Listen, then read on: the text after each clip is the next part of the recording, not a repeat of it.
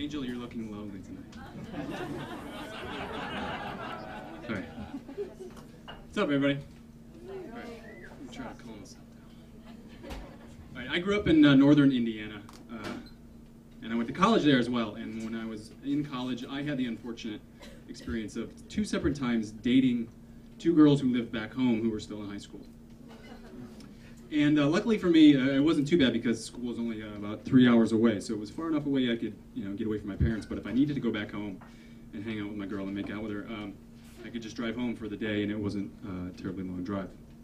So one such evening, it was a Sunday night, I was driving back to school, and there are unfortunately no interstates between home and school.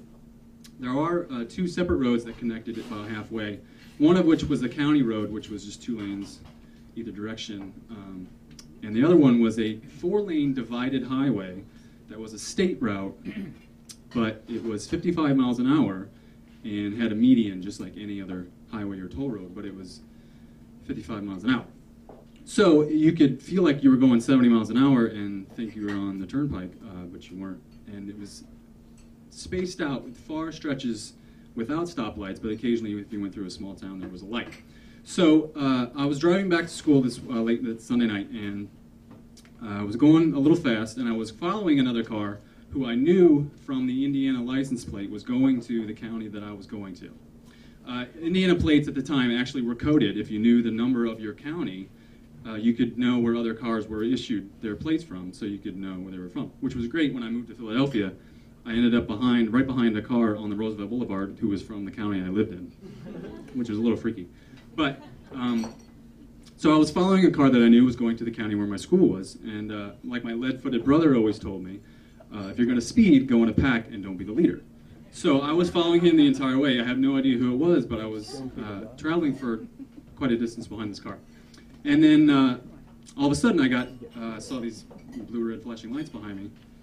Immediately looked down at my speedometer and thought I was not going quite as fast as I had been previously, and then said, oh, yeah, when he pulled around me and went to pull the leader over. So I breathed a sigh of relief until he put his arm out the window and waved me over at the same time he was pulling the other guy over. So he pulled us both over at the same time. He gets out of his car and he comes back to me and says, you running with him? I said, no, I have no idea who that is. He's like, all right, hang on. So he goes to the other guy first and comes back to me. And he was very nice. I've had previous experience with police who were real dickheads, but he was very matter-of-fact. And he said to me, well, I clocked you at 72, but we'll just say it was 70 because otherwise it's double the points, double the fine.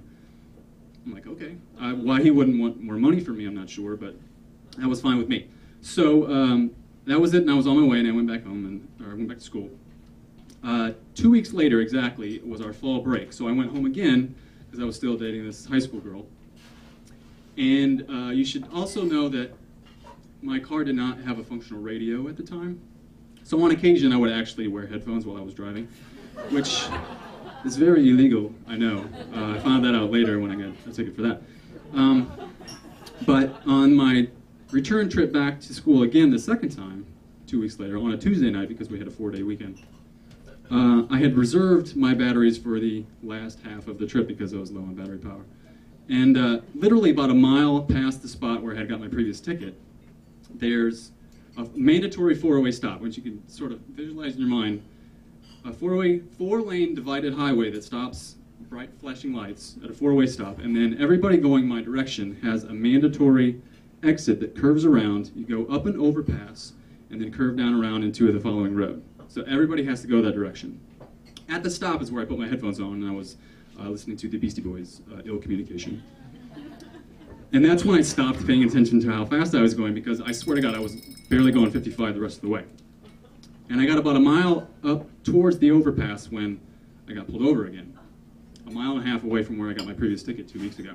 This time it was a state trooper, and apparently state troopers can come from anywhere in Indiana, because we were in very, very north Indiana, and he was a very, very southern boy.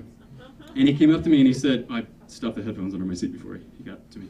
And he said, well, I clocked you at 72, but we'll just say it was 70, because double the points, double the fine. I was like, they just don't want to do the paperwork or whatever, but I was fine with that as well. And he goes back to his car to write the ticket, and that's when I started wallowing in my misery. I'm already broke, I don't have another $150 for another ticket, And I was driving a stick shift at the time, so it was cold, and I wanted to keep warm and keep the engine running. So I took my foot off the clutch, put it in neutral, and I put my head down in my hand like this, and then I took my foot off the brake. Did I mention I was on an incline? Because I rolled back into the cop car and rear-ended the officer. When I hit it, I went like this, and just in time to look to my rearview mirror and see him do the exact same thing. And he ran. I pulled out ahead a little bit to get away from him after I assaulted his car.